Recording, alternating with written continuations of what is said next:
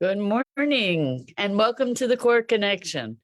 I'm Mira Rubin here with you on Enlightened World Network, and today's topic is finding freedom. And we're going to talk about the hero's journey, really, the journey of letting go of who we believe ourselves to be so we can become more fully who we truly are. So before we get involved in that conversation, let's take a minute or two to get present. Let's take a deep breath in through your nose and hold it. And imagine clean, crisp oxygen flooding your lungs, flowing into your bloodstream, nourishing all your cells, all your organs, bringing vital life energy to your body and being. And as you exhale any tension, stress, negativity, fatigue. And now let's take another deep breath in through your nose and hold it. This time, imagine brilliant, bright light lighting you up from the inside out, illuminating, electrifying, and energizing all your cells, all your molecules, your electrons, creating a brilliant beam of light and energy from your heart out into the world. And as you exhale any remaining tension, stress, negativity, fatigue. And now let's press our palms together and vigorously rub your hands together to feel the tickling, the tingling, the pressure, the temperature, and all those sensations that can bring you present right here, right now, into this remarkable physical form that enables you to experience life. Welcome, welcome, welcome. Good morning, Rosalind. Good morning, everybody who's joining us. It's great to be here with you. And today we're talking about finding freedom. And it's interesting because I was talking to, I'm in the process of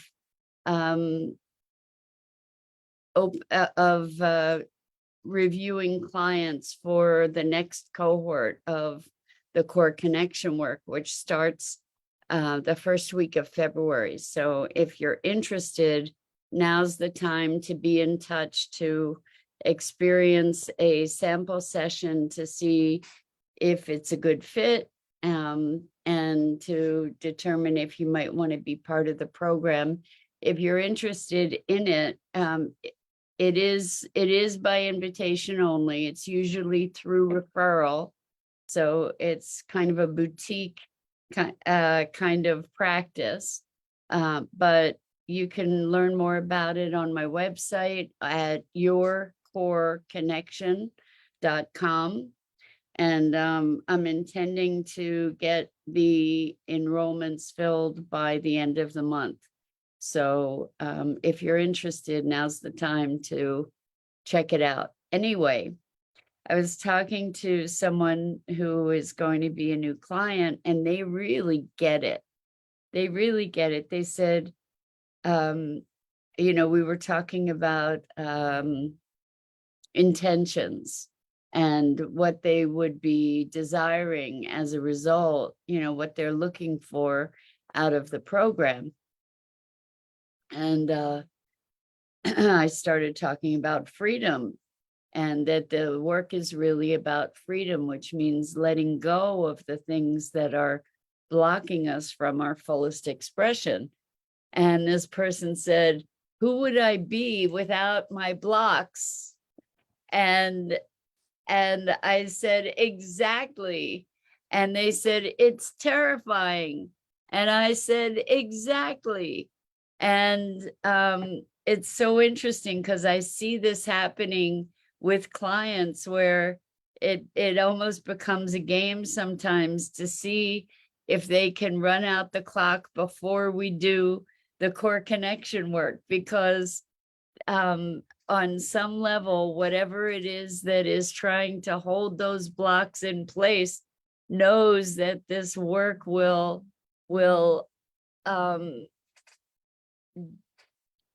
dissolve them. And it's kind of like the blocks are fighting for survival, like they're gonna stick in there as long as they can. And we often experience the world through, well, we do experience the world through the lens of those blocks or limitations. And to be able to conceive of what we could be if we were fully expressed is really daunting and frightening in a way that it just calls us to another level of being. So Rosalind says, a form of self-love. How about when people label freedom as being selfish? Or label selfishness as being freedom, right? I mean, it can go both ways. Um, I think freedom is an inside job to a great degree, primarily, that it's actually an experience of wholeness. And Rosalind says, is freedom giving self permission when we don't need other people to validate our actions? Well, I think that that's certainly part of freedom. I think the freedom that I'm talking about is freedom from our learned limitations, our learned constrictions, not just social constraints, but social constraints too, to a certain degree, but our self-imposed constrictions. So I had a session with a client yesterday on body image. So, here we are talking about freedom. Well, in our culture, in the United States, there are certain body images that are revered and others that are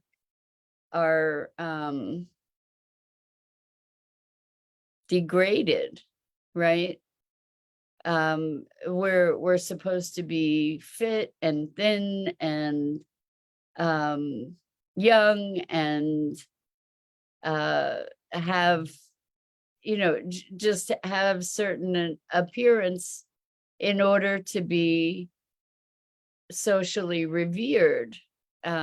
For there's this really crazy image that we're supposed to live up to look like gods and goddesses somehow. And if we don't look like that, then we're kind of conditioned to think that there's something wrong with us or that we're less than somehow. So Rosalind says, freedom being able to pause rather than being reactive to a conditioned pattern. Exactly. That's a big part of freedom, is not being subject to reactive patterns. That's really the freedom that I'm talking about.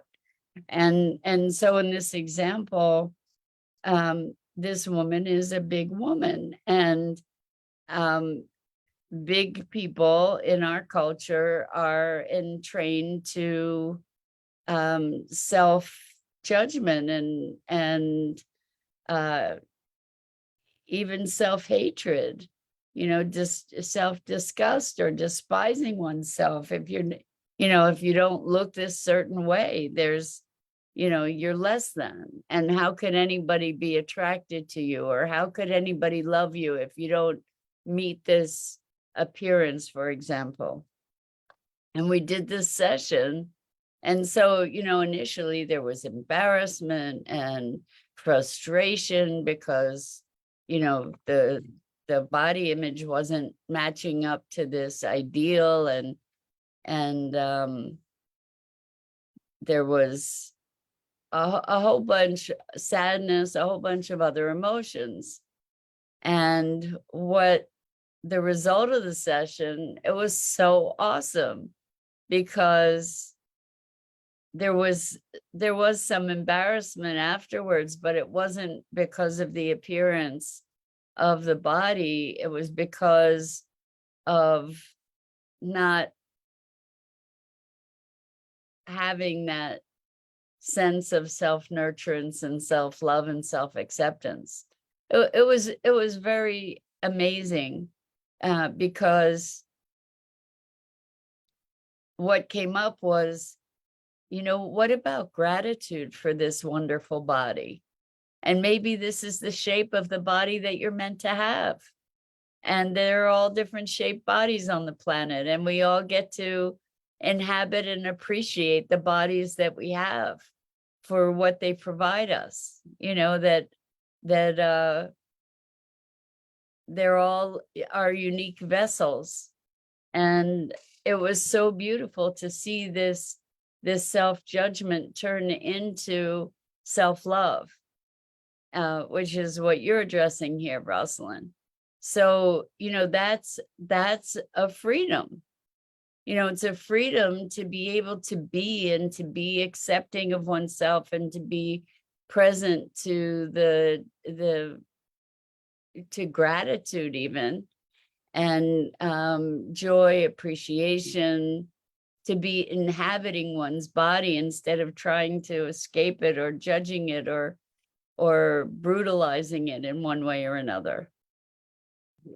And body image is a very, very big issue for so many people, because there's so much social stigma around not being this ideal sort of appearance, where people are judging all the time, and we judge ourselves as well.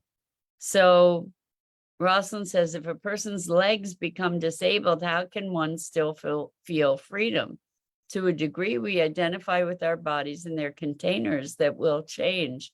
So it's true that if one's legs become disabled, that we have less mobility, that, at least autonomous mobility through our legs. And our sense of innate freedom, our freedom of spirit,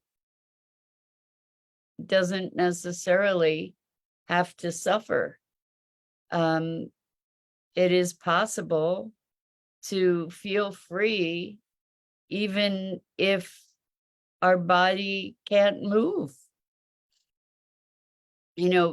Feeling free is a state of being.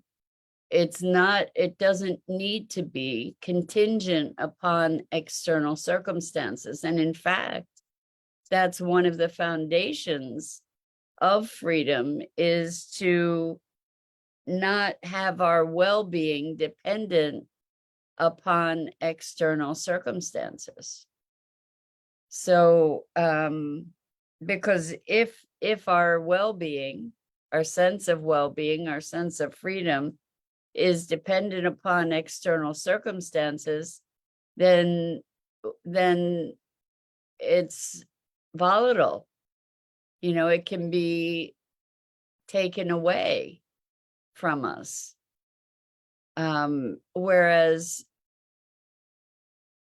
there's a state of, or a state of being that can transcend circumstance. Now, I'm not saying it's easy to get there. The path to freedom is the hero's journey. It's not that it's easy to find that space of freedom. We create all kinds of oppressions for ourselves and each other, for that matter, through our beliefs, through the stories that we tell ourselves. And by the way, if y'all are wanting to join our conversation and you're putting in comments and I'm not responding, please go to the Enlightened World Network Facebook page or YouTube channel, and you can put your comments in there and I will respond if I see your comments. So Rosalind says, so then freedom is associating ways in which the heart is referenced. I love that way of speaking it, Rosalind.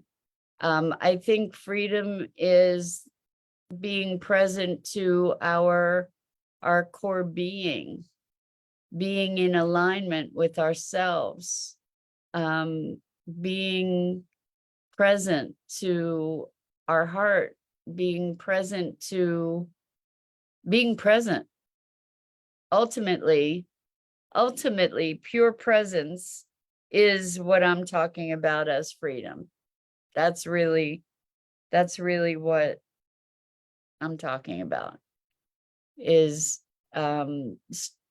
allowing all the impediments to that freedom to fall away. Impediments to that freedom being limiting beliefs, limiting patterns, ideas that constrain us to the past, or obsess with the future. So anything that is keeping us from being in this moment is constraining or bounding our freedom. And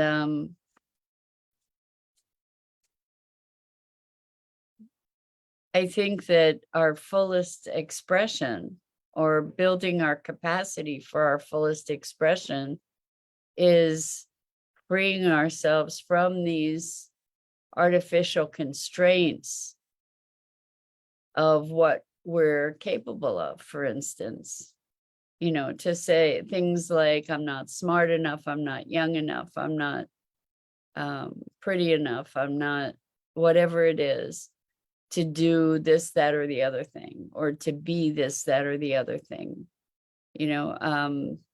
I haven't heard it for a while, but I remember conversations where people have said, well, I really would like to do that, but I'm too old.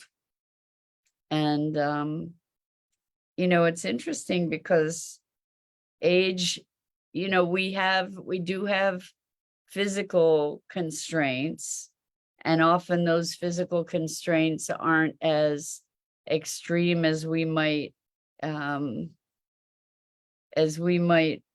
perceive them to be. Like, they might be overcomable, but I remember somebody at 42 telling me they were too old for this or that or the other thing. And I was like, what are you kidding me? 42, you're too old. That, like, I went back to school at 40.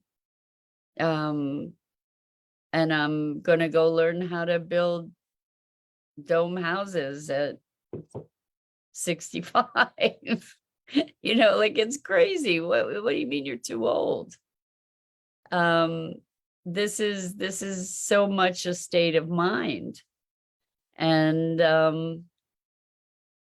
I think that we give up on ourselves. We give up on our dreams. We give up on ourselves. We give up on our lives because of social norms, or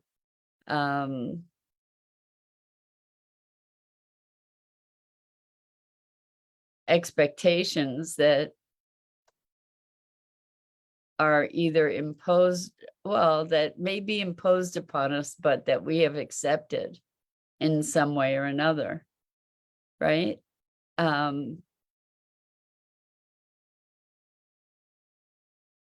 It's terrifying in a way to step outside of those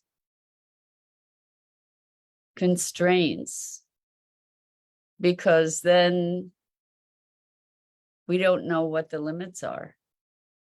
We don't know what the possibility is. And I am constantly amazed at how people will choose a limitation because it's familiar. They'll recreate a limitation because it's familiar, even if it's painful, rather than step into the unknown and the unfamiliar that feels so much better because it's unknown, or it's not as familiar. It's crazy. It's like the devil you know is better than the devil you don't, or better than the angel you don't. And if we look at that, if we step back to look at that, that's pretty crazy, right? That we'll say, okay, I'm comfortable in my nice little box. Even if I'm not comfortable in my nice little box, at least I know what my nice little box is, so I don't have to step outside it. And I'm reminded of the story about how to train fleas. And I don't think that this is a true story, but the idea is you put the fleas in a jar and you put a lid on the jar, and they jump and they hit the lid, and they jump and they hit the lid, and they jump and they hit the lid, and then they start jumping not quite as high as the lid so they don't hit the lid.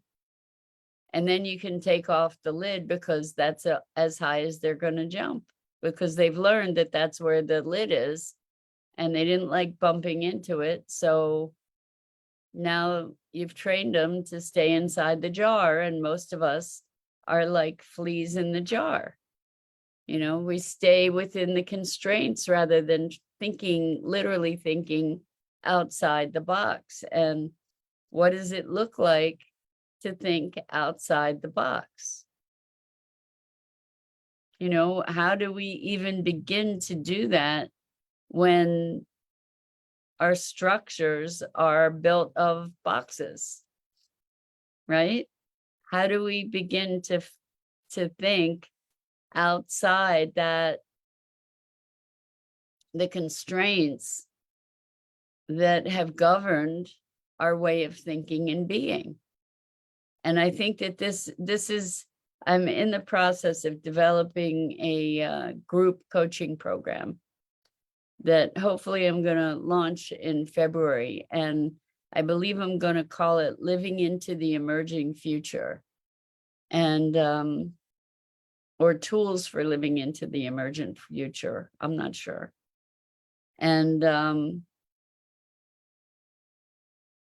one of the things that we're going to be looking at is, how do we actually come up with new thought? How do we truly begin to think outside the box?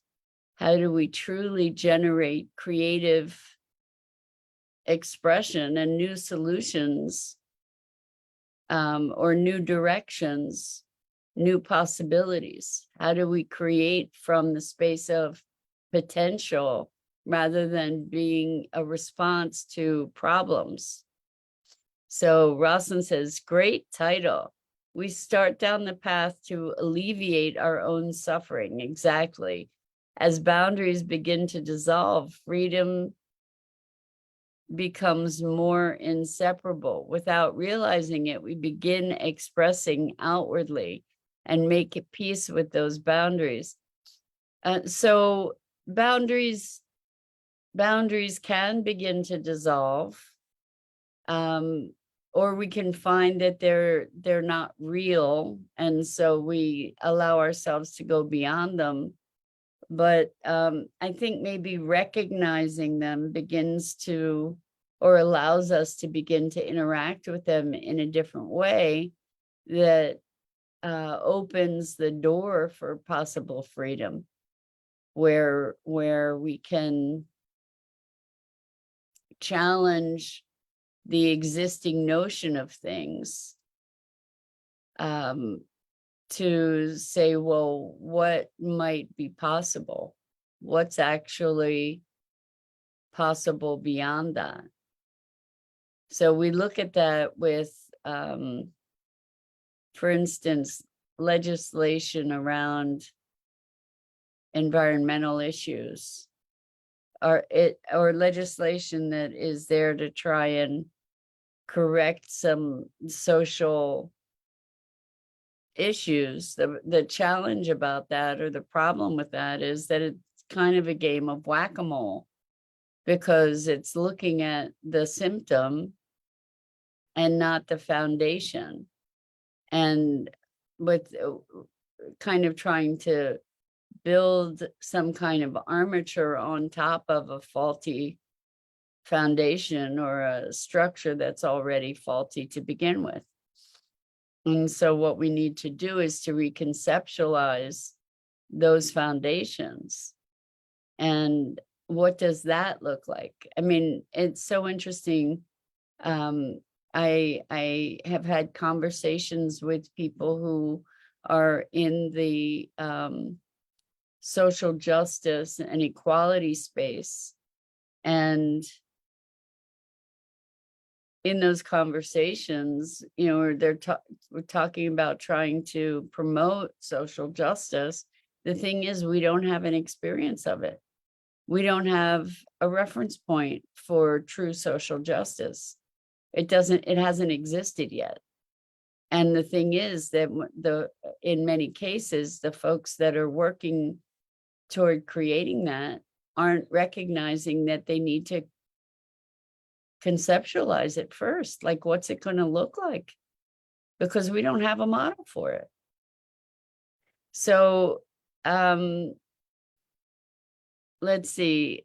Rosalind says, thank you, Mira, for these weekday insights, providing tools for the emergent future.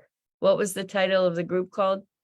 It's either Living into the Emergent Future or Tools for Living into the Emergent Future. I think it's going to be once a week for 2 hours for 3 months. So February, March, April. And I don't know what the price point is yet. I don't know what day of the week I want it to be yet.